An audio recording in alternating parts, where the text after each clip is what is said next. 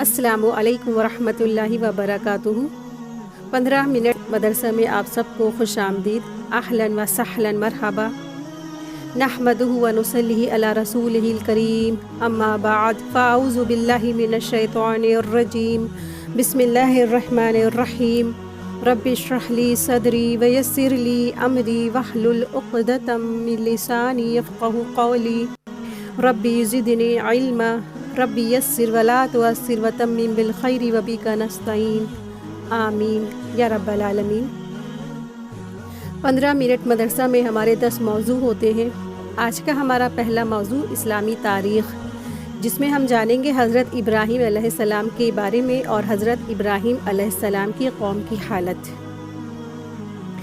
हज़रत इब्राहीम अलैहिस्सलाम की पैदाइश हज़रत ईसा अलैहिस्सलाम से 2000 साल पहले इराक़ में हुई थी।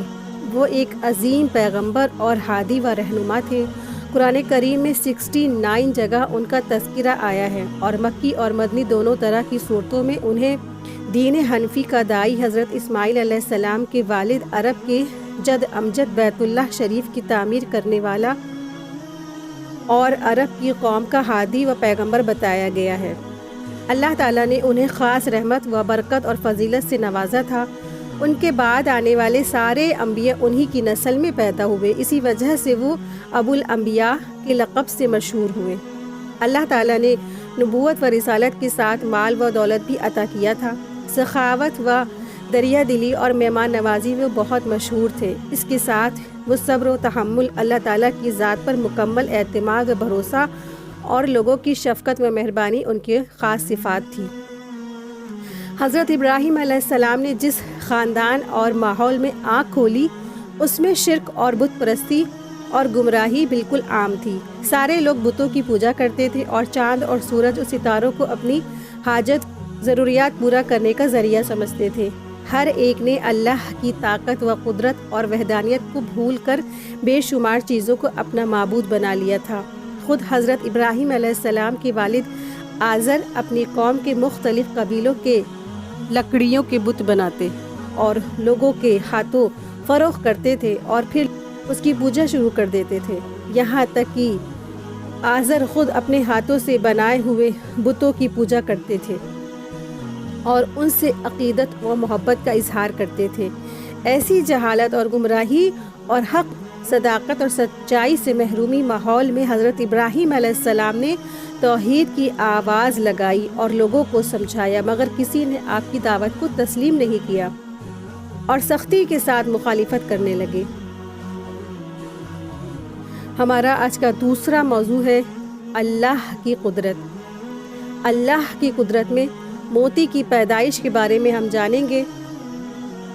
मोती बहुत ही कीमती पत्थर होता है जो सीप के अंदर बनता है।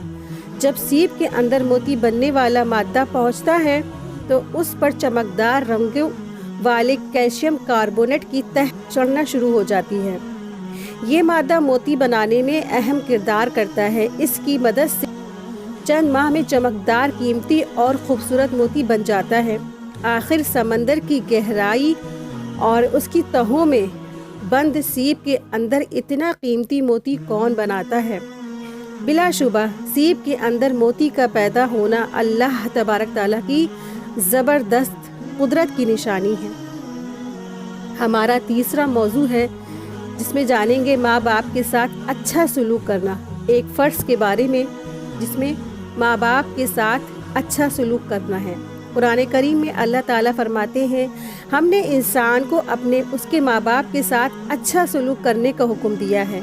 उसकी माँ ने बड़ी मशक्क़त के साथ पेट में रखा और बड़ी तकलीफ़ के साथ उसको जना। सूरह अहक़ाफ़ आयत 15 में आता है। आज का हमारा चौथा मौजू है जिसमें हम जानेंगे एक सुन्नत के बारे में, हदिये को कबूल करना। हज़रत आयशा रज़ियल्लाहु ताला अन्हु बयान करती हैं कि रसूलुल्लाह सल्लल्लाहु अलैहि वसल्लम हदिया कबूल फरमाते थे और उसका बदला भी इनायत फरमाते थे। ये बुखारी की हदीस 2585 है। पांचवा हमारा मौजू है जिसमें हम जानेंगे एक अहम अमल की फजीलत, जिक्र करने वाला ज़िंदा है। बुखारी शरीफ में आता है 6407 में رسول اللہ صلی اللہ علیہ وسلم نے فرمایا، جو شخص اپنے رب کا ذکر کرے اور جو اللہ کا ذکر نہ کرے، اس کی مثال زندہ اور مردہ کی طرح ہے، یعنی ذکر کرنے والا زندہ ہے اور ذکر نہ کرنے والا مردے کی طرح ہے۔ تو اللہ کا ذکر کرنے والا وہ شخص زندوں میں شمار کیا جاتا ہے، وہ زندہ ہے، اس میں زندگی ہے۔ لیکن جو شخص کبھی بھی اللہ کا ذکر نہیں کرتا، اللہ کو یاد نہیں کرتا، تو وہ ایسا شخص مرا ہوا ہے، مردے سے تشبیہ دی گئی ہے۔ چھٹا ہمارا موضوع ہے جس میں ہم جانیں گے ایک گناہ کے بارے میں، شطرنج کھیلنے کی ممانعت۔ صحیح مسلم 5896 میں آتا ہے، رسول اللہ صلی اللہ علیہ وسلم نے فرمایا، جو شخص شطرنج کھیلتا ہے وہ گویا اپنا ہاتھ خنزیر کے گوشت اور خون میں رنگتا ہے۔ ساتواں ہمارا موضوع ہے، ہم جانیں گے دنیا کے بارے میں۔ استغنا انسان کو محبوب بنا دیتا ہے۔ ایک شخص نے رسول اللہ صلی اللہ علیہ وسلم سے عرض کیا، اے اللہ کے رسول صلی اللہ علیہ وسلم، مجھے کوئی ایسا عمل بتا دیجئے جس کو میں کروں تاکہ اللہ تعالیٰ اور لوگ مجھ سے محبت کرنے لگے۔ رسول اللہ صلی اللہ علیہ وسلم نے فرمایا، دنیا سے منہ موڑ لو تو اللہ تم سے محبت کرنے لگے گا، اور جو لوگوں کے پاس ہے یعنی مال دولت، اس سے بے رخی اختیار کر لو تو لوگ تم سے بھی بہت محبت کرنے لگیں گے۔ یہ ابن ماجہ کی حدیث 4102 ہے۔ تو اس سے پتہ چلتا ہے کہ ہمیں دنیا میں رہ کر اللہ سے اگر ہمیں محبت پانی ہے تو اس کے لیے ہمیں کیا کرنا ہے، اللہ کی محبت ہمیں کس طرح مل سکتی ہے۔ دنیا سے بے رغبتی کر کے اللہ سے محبت ہمیں مل سکتی ہے۔ یعنی یہ نہیں کہا جا رہا ہے کہ آپ ایک رہبانیت اختیار کر لیں، یہ مراد نہیں ہے۔ اس سے مراد یہ ہے کہ انسان دنیا کی چکا چوند کے پیچھے نہ مرا جائے اور اپنی زندگی نہ ختم کر لے۔ دنیا میں تو رہ کر اس کو اپنے فرائض ادا کرنے ہیں نا، لیکن دنیا کی چکا چوند، دنیا کے پیچھے بھاگنا، دنیا کے پیچھے اس کی دوڑ نہیں ہونی چاہیے۔ اس کی دوڑ اللہ کی طرف ہونی چاہیے، اللہ کے فرائض کی طرف ہونی چاہیے، اللہ نے جو حکم دیا ہے کرنے کو اس کی طرف ہونی چاہیے۔ تو پھر جب انسان دنیا سے کٹ کر اللہ کی طرف منہ موڑ لیتا ہے تو اللہ کی محبت اسے ملتی ہے۔ اور لوگوں کی محبت جب کب ملتی ہے؟ جب لوگوں کے پاس ہے نا، یعنی ان کی مال دولت، اس سے وہ بے رخی اختیار کر لے، تب اسے لوگوں کی بھی محبت ملے گی۔ بہت خوبصورت حدیث ہے، حدیث نمبر ابن ماجہ 4102 اس کا نمبر ہے۔ آٹھواں ہمارا موضوع ہے، ہم جانیں گے آخرت کے بارے میں، اہل جہنم کی فریاد۔ سورہ مومن آیت 107 اور 108 میں آتا ہے، قرآن میں اللہ تبارک تعالیٰ فرماتے ہیں، دوزخی فریاد کرتے ہوئے کہیں گے، اے ہمارے پروردگار، ہمیں اس جہنم سے نکال کر دنیا میں بھیج دیجئے، پھر اگر دوبارہ ہم ایسا گناہ کریں تو ہمیں ہی قصوروار اور سزا کے مستحق ہوں گے۔ تو اللہ تعالیٰ فرمائیں گے، تم اس جہنم میں بس پڑے رہو اور مجھ سے کوئی بات بھی مت کرو۔ تو آخرت میں اللہ تبارک تعالیٰ جہنمیوں سے کوئی بات بھی نہیں کریں گے، کچھ بھی نہیں، کوئی فریاد سنی جائے گی اور ہزاروں برس انسان چلاتا رہے گا اور گڑ گڑاتا رہے گا اور تب بھی کوئی جواب نہیں آئے گا۔ آج آپ دیکھیے کہ اگر دنیا میں ہم کچھ آنسو بہا لیتے ہیں اللہ کے آگے گڑ گڑا کے رو کے، اور اللہ تعالیٰ فوراً معاف بھی کر دیں گے انشاءاللہ تعالیٰ، اور اللہ نے کافی معاف بھی کیا لوگوں کو۔ جیسے صحابہ کی زندگی تھی، اس سے پتہ چلتا ہے صحابہ پہلے ان کی زندگی کیسی تھی، وہ بتوں کی پرستش کرتے تھے، کوئی صحابہ نے تو قتل تک کی، اور پھر کچھ صحابہ ایسے تھے جنہوں نے اپنی بیٹیوں کو ہی جان سے مار دیا تھا، کیونکہ زمانہ جاہلیت میں اتنے زیادہ وہ جرائم موجود تھے، انہوں نے کیے۔ لیکن جب وہ ایمان لے آئے اور انہوں نے توبۃ نصوح کی اور ایسی توبہ کی تو اللہ نے ان کو معاف کر دیا، اور پھر کیا ہوا، ان کے ناموں کے آگے لگا رضی اللہ عنہ کا سرٹیفکیٹ ان کو لگ گیا، تو وہ روئے، گڑ گڑائے، انہوں نے معافی مانگی۔ تو آج موقع ہے، آج ہم اللہ سے خوب رو کے معافی مانگیں، اللہ سے اپنے گناہوں سے معافی مانگ لیں، کیونکہ ہم نے جو گناہ کیے ہیں نا، ہمیں خود ہی نہیں پتا ہم نے کتنے گناہ کیے، کیونکہ ہم نہیں جانتے ہیں، ہمارا علم سے بہت دوری ہے۔ ہر وہ گناہ جو اللہ نے منع کیا ہے، حکم دیا ہے کہ آپ کو یہ نہیں کرنا ہے، آپ کو غیبت نہیں کرنی ہے، آپ کو کسی کے بارے میں برا نہیں سوچنا ہے، آپ کو کسی کے بارے میں ادھر کی ادھر چغل خوری نہیں کرنی ہے، اور یہ انسان ایسے کرتا ہے جیسے ہمارے پانی میں جیسے روح افزا گھل جاتا ہے نا، اس طرح ہماری زندگیوں میں یہ سارے گناہ گھلے ہوئے ہیں، اور ان سے انسان بہت کم بچ پاتا ہے۔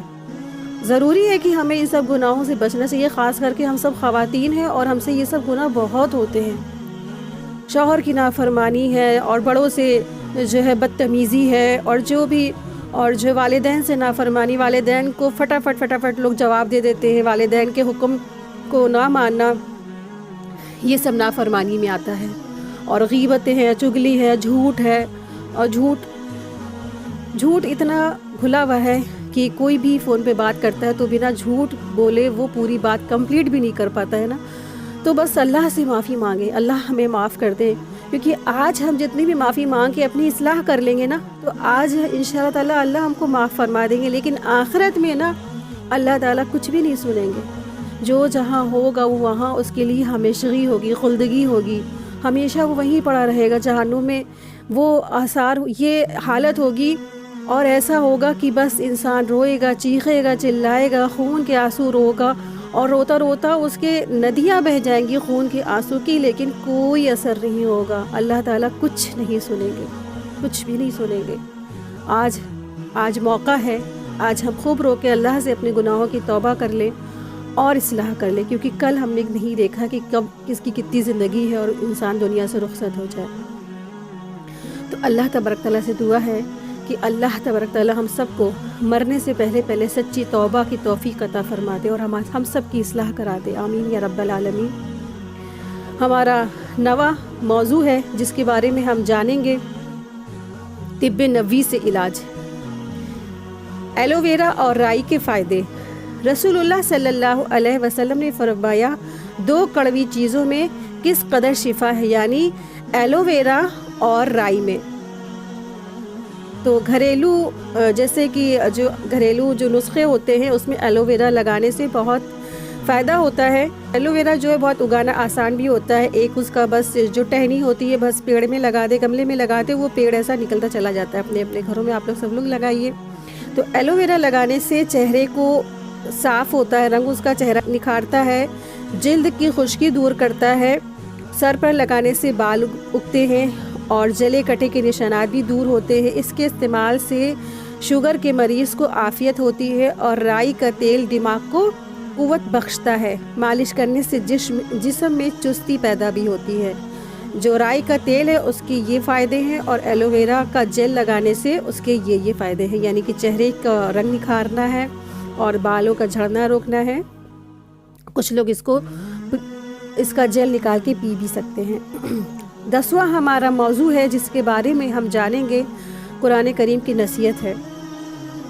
سورہ انفطار آیت 6 اور 8 میں آتا ہے، اللہ تبارک تعالیٰ قرآن کریم میں فرماتے ہیں، اے انسان، تجھے اپنے رب کے بارے میں کس چیز نے دھوکے میں ڈال رکھا ہے؟ حالانکہ اس نے تجھے پیدا کیا ہے، پھر تیرے اعضاء کو درست کیا ہے، اور پھر تجھ کو برابر کر دیا ہے، اور جس نے چاہا تجھ کو جوڑ کر بنا دیا ہے، جیسا تجھ کو چاہا تجھ کو بنا دیا ہے۔ یعنی اللہ تبارک تعالیٰ اپنی نعمتوں کو یاد دلا رہے ہیں۔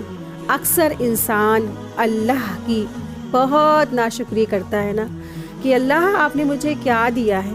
تو اللہ نے انسان کو صحیح سلامت درست پیدا کر دیا، یہ بہت بڑی نعمت ہے اللہ کی۔ اللہ نے ہمارے ہاتھ بنائے، پیر بنائے، جہاں بھی آپ دیکھیں جن کے ہاتھ نہیں ہوتے ہیں نا، ان سے اس کی قدر پوچھیے کہ ہاتھ کتنی بڑی نعمت ہے انسان کی۔ کہیں پہ بھی آپ کی ایچنگ ہوتی ہے نا، اور ان سے پوچھیے جن کے ہاتھ میں فریکچر ہوا ہے یا کسی کے ہاتھ نہیں ہے، تو ان سے اس کا درد پوچھیے کہ اگر ہاتھ کسی کے پاس نہیں ہے تو کتنی بڑی پرابلم ہوتی ہے اس کو۔ تو کہیں بھی کوئی بھی آپ کا پرسنلی کام ہے، آپ کے پاس ہاتھ موجود ہے، آپ خود اٹھ کے پانی پی سکتے ہیں، آپ اپنے سارے کام کر سکتے ہیں، آپ اپنے سارے کے ساری حاجت اپنے ہاتھوں سے پوری کر سکتے ہیں۔ پھر اللہ تبارک تعالیٰ نے آپ کو پیر دیے ہیں اور آنکھیں دی ہیں، اور سننا یعنی کانوں سے آپ کو سنائی دیتا ہے، دانت آپ جس کے ذریعے سے اپنا ایٹنگ وغیرہ فوڈ وغیرہ چبا سکتے ہیں۔ یہ سب کتنی بڑی نعمت ہے اللہ نے دی ہے۔ اور عقل اور دماغ اور سوچ اور جو ہے انسان کی جو یہ سب چیزیں کتنی بڑی نعمت ہے. اگر انسان اس سب کو غور فکر کرے نا، نعمتوں پہ اپنی دیکھے کہ چیک کرے کہ مجھے اللہ نے کتنی ساری نعمتیں دی ہیں، چیک لسٹ میں ڈال دے کہ میرے پاس اللہ نے ہاتھ دیے، پیر دیے، آنکھیں دی، سب کچھ دیا. اللہ نے کچھ بھی تو نہیں چھوڑا ہے. اللہ تعالیٰ نے کتنا پرفیکٹ بنایا ہے. اگر اللہ تعالیٰ ہمارے سروں پہ سینگ اگا دیتے یا ہمارے اسکن پہ کانٹے کانٹے نکل آتے تو کیسے انسان جو ہے نا اس کا کتنے پرابلم ہوتی. اللہ تبارک تعالیٰ نے ہم سب کو بہترین ساخت پہ پیدا کیا ہے، سب سے خوبصورت بنایا ہے، اشرف المخلوقات بنایا. اس کے باوجود بھی انسان اللہ کی ناشکری کرتا ہے، تھکتا نہیں ہے. اللہ تبارک تعالیٰ سے دعا ہے کہ اللہ تبارک تعالیٰ ہم سب کو اپنا بہت بہت شکر گزار بنا دے. آمین یا رب العالمین. وآخر دعوانا ان الحمد للہ رب العالمین. ربنا تقبل منی انک انت السمیع العلیم وتب علینا انک انت التواب الرحیم. سبحانک اللہم وبحمدک اشہد ان لا الہ الا انت استغفرک واتوب الیک. السلام علیکم ورحمۃ اللہ وبرکاتہ. جزاک اللہ خیرا کثیرا.